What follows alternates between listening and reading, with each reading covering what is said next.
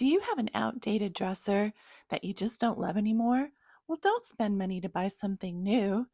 Let's transform it into a piece that you will absolutely love having in your home. This is a super cool vintage Stanley dresser. It's called a gentleman's dresser. It has a combination of drawers and shelves and even a tie rack, but it's looking a little old and dated. So, as usual, I start out my furniture transformations by giving them a good cleaning. There's a reason for this. It's not only to get rid of the dirt and grime, but it also helps me identify what I need to do to the piece, where I need to make repairs, where there's damage, and what's in really good shape. This piece, for example, the top of it is in excellent shape. There's really no reason to strip it down. All I need to do is repair a few scratches and replace a piece of missing trim from the inside. So that's why you always see these videos start with us giving them a cleaning. Degreaser products are what you want to use to get those years of furniture polish, fingerprints, and other grime off of them. I like Simple Green. Crud Cutter's another good one, but you can also start with just good old Dawn dishwashing soap and warm water. So now you've discovered the secret of this piece. The lid opens to show this really cool shallow drawer that could be used for jewelry, documents, anything that you kind of want to hide. I love it. So zooming in a little bit, you can see, yes, it's in great shape. There's just a scratch right there that I need to buff out, a couple other little scratches in faded places, but nothing that we can't take care of. And these scratches along the edge, those are going to be easy to repair. First things first, let's take it apart so that we can get to work on repairing the top and the body. I'm going to carefully remove the top.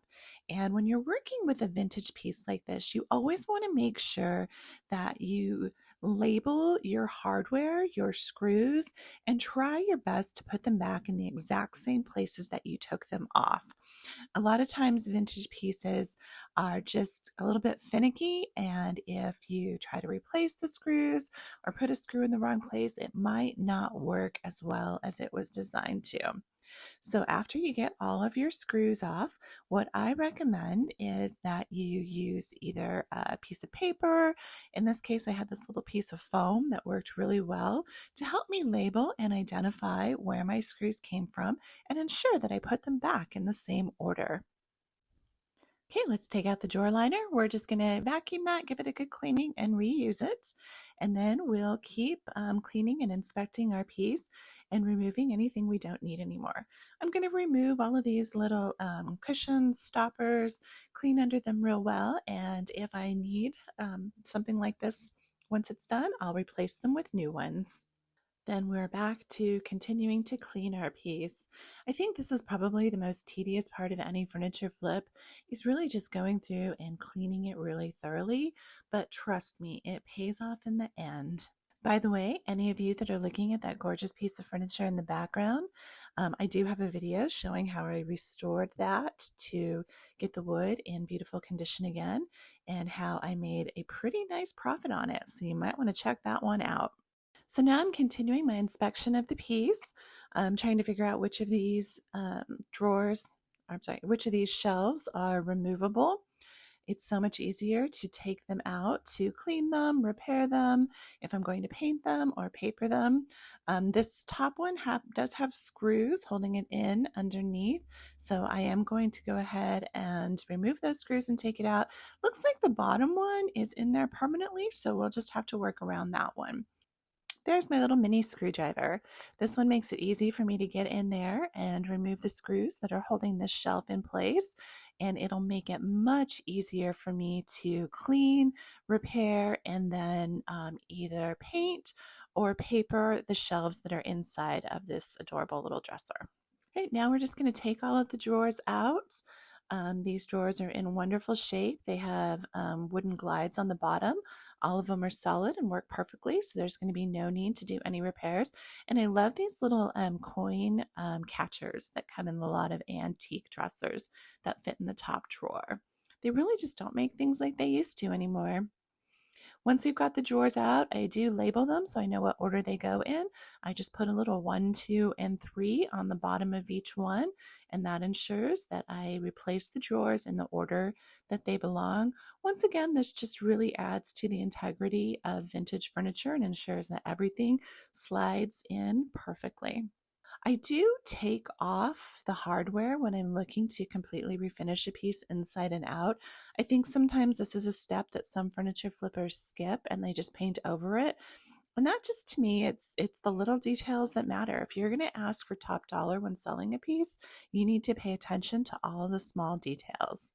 And now it's time to scuff sand. Now, this is the point where some of you are probably going to groan and say, oh no, she's going to paint it.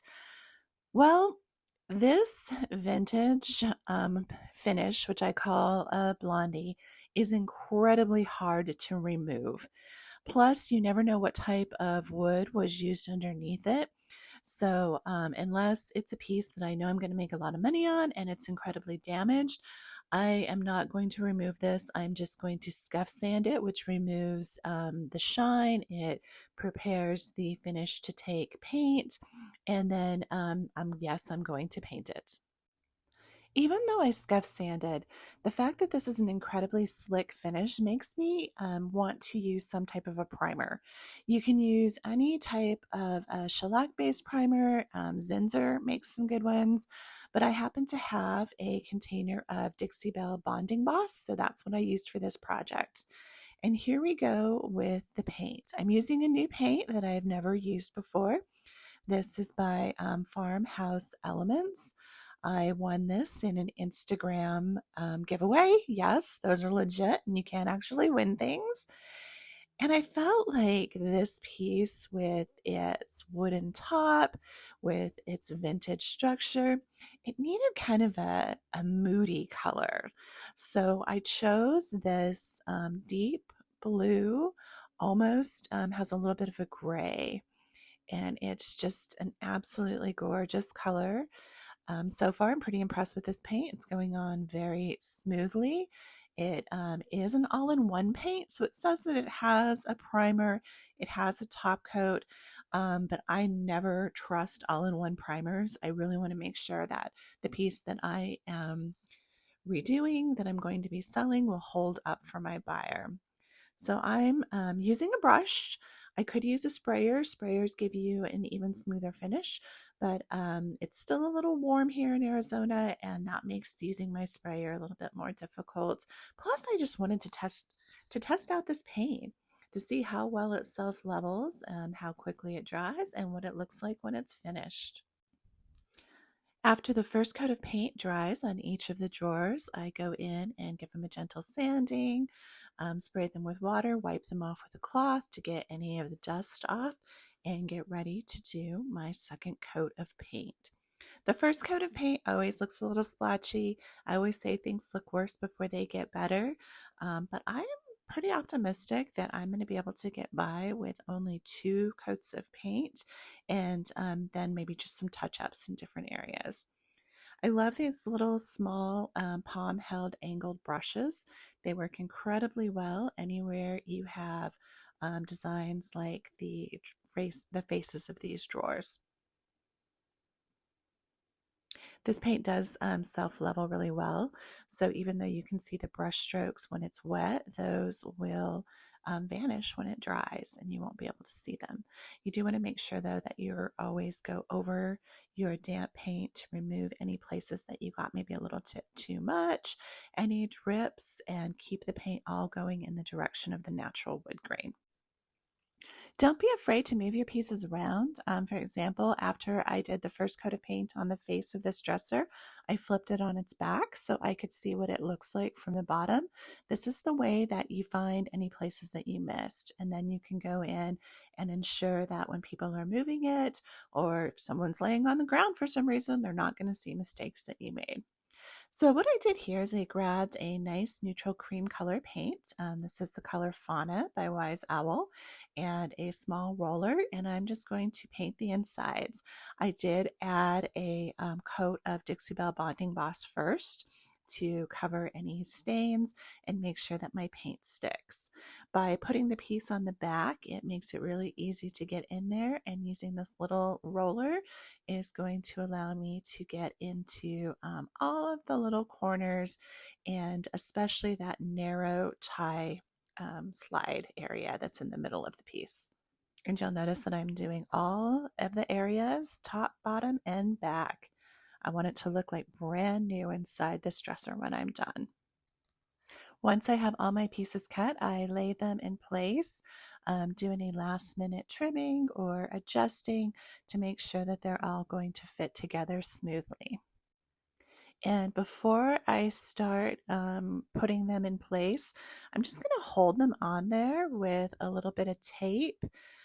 This is just one last quality check to make sure that it's going to work. Once I get all of the pieces held onto the top of the dresser with tape, I'm then going to take it and lay it on top of the dresser to make sure that it will open and close, that I haven't mismeasured, and that everything's going to work when it's done. So here we are. I've just laid it on top of there, and it looks great. The pieces are all aligning with the top of the dresser. There's no gaps. It's not rubbing anywhere. So now what I'm going to do is I'm just going to paint that trim in the same blue that I used on the body of the dresser. I did use a spray on primer on these pieces first to make sure that the paint will adhere nicely and I won't have any issues with it scratching or peeling off once it's in place. Once the trim was painted, I used Titebond glue to put it in place and let it dry overnight with these clamps. So while we're waiting for paint to dry and our trim, this is when we start working on the hardware. I'm going to keep the vintage hardware on this piece. It suits it perfectly. I like to use as few chemicals as possible. So the first thing I typically try with hardware is good old baking soda and vinegar. I'll put a little bit of baking soda on them, and then I'll add some vinegar, which I always find so satisfying and just love those bubbles. I'll let this sit in the vinegar and baking soda mixture for, I don't know, a couple minutes, a couple hours, depends on how busy I am on any given day. And this works to get that first layer of dirt and grime off. Sometimes it's all you need. Sometimes you have to do a little bit more. With these pieces, I let them sit in their baking soda and vinegar bath, and then I washed them off with some hot soapy water, and they're looking better. These are two that I've kind of buffed with a soft cloth. You can see now they're starting to shine again, but they're still not as good as I want them. So I'm going to soak them in some Dawn dish soap with hot water and make sure that I've got all of the grease and grime off of them. And then once I have completed this step, I will go in with some Barkeeper's Friend and finish getting that last little bit of old dirt and grime off of them. Okay, so I'm using my Titebond glue here. I'm putting on a nice little layer of glue to ensure that this sticks and lasts for years to come. Take my piece of trim and put it in place. I'm not too worried if a little bit of glue comes squeezing out under the edges because I'm going to come back in and wipe that off in just a second. Plus it will dry clear. Get that in place. And then what I'm doing is I'm putting a piece of soft cloth between the trim and the clamps that I'm going to use to hold it in place. This helps protect the newly painted finish. Now you have to be real careful when you do this because it is going to slide around, and each time you add a clamp you've got to go back in and make sure that you have the piece exactly where you want it to dry.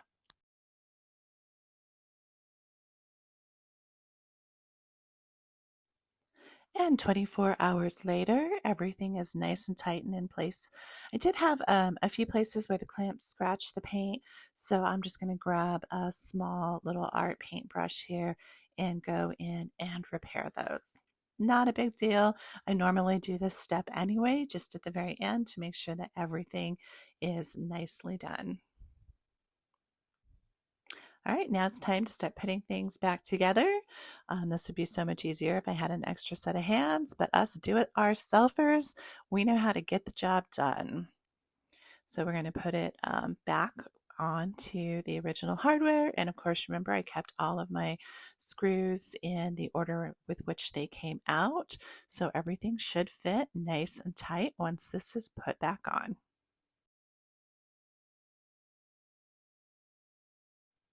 Get those last screws in and success! It closes nice, smoothly, and tight.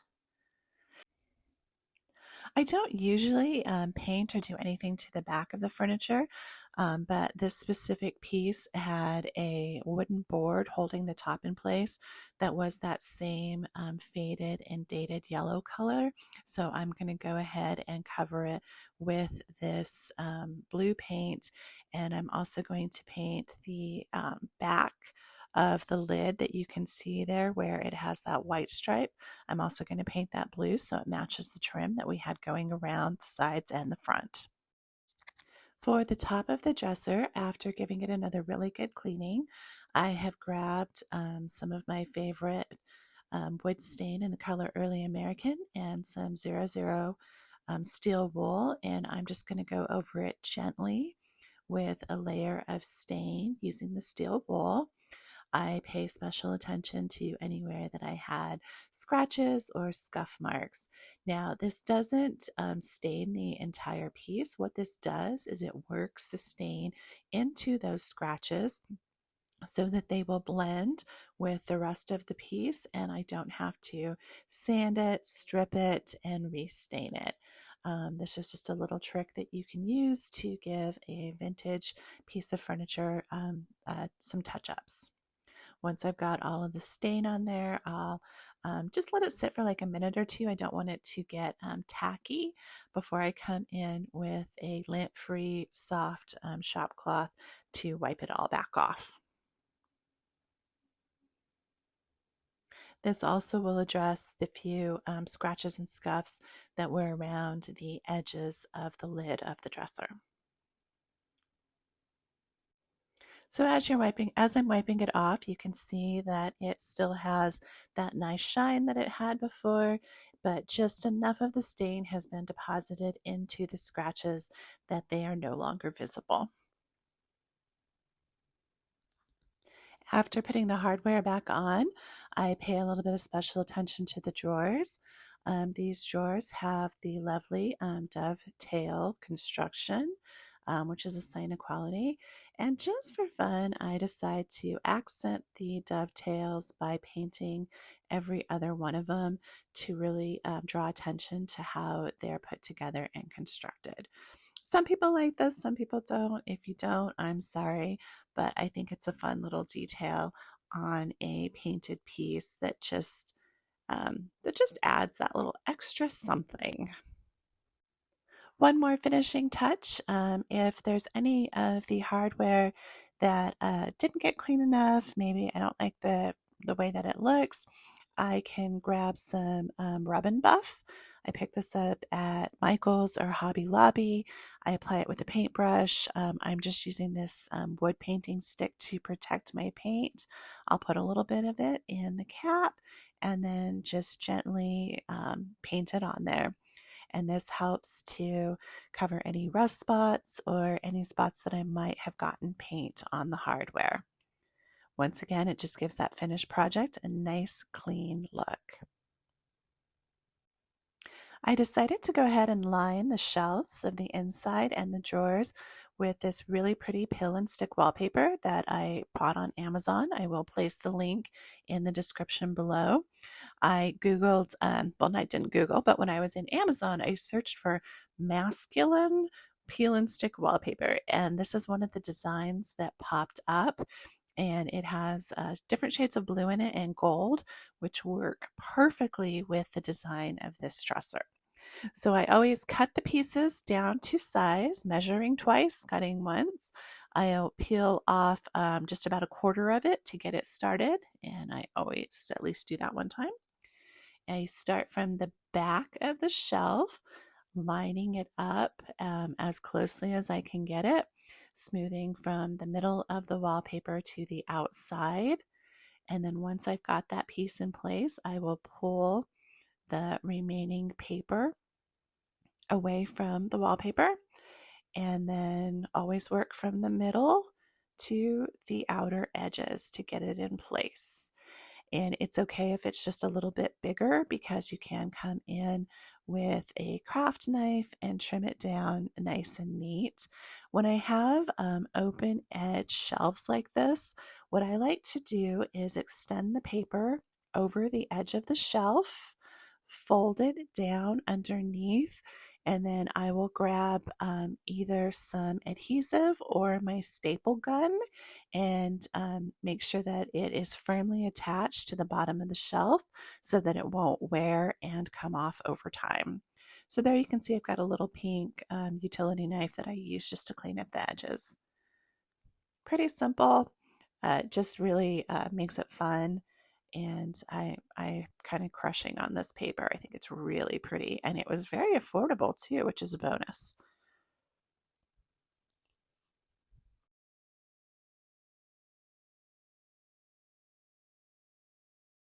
So here's a reminder of where we started, and here's what it looks like now. I know painted furniture is not for everybody, but I really love the way this turned out. I think this is just a super unique vintage piece. I used Google Lens to try to find it, and I couldn't find anything like it. Thank goodness it has that maker's mark in it, so I know it's by Stanley Furniture, which is a high quality furniture maker, and gives me a little bit of an idea of the date. It also has that faux bamboo look, which was really popular, I think, in like the 1960s. So now the only thing left for me to do is stage it, take some photos, and get ready to sell it. I picked this up for $50 off of Facebook Marketplace, and I'm hoping that I can sell it for around $650. Pretty nice profit. Although I wouldn't mind keeping it, but that's the downside to being a furniture flipper, is that I fall in love with every piece of furniture that I make, and I always want to keep them. But the whole point is to recycle them, get them out there into a new home, and help prevent pieces like this from ending up in the landfill. I hope you enjoyed this furniture flip. Please subscribe to my channel. Give me a like and a comment. Even if you don't like it, let me know what you didn't like about it. I love to hear from you. Thank you for watching.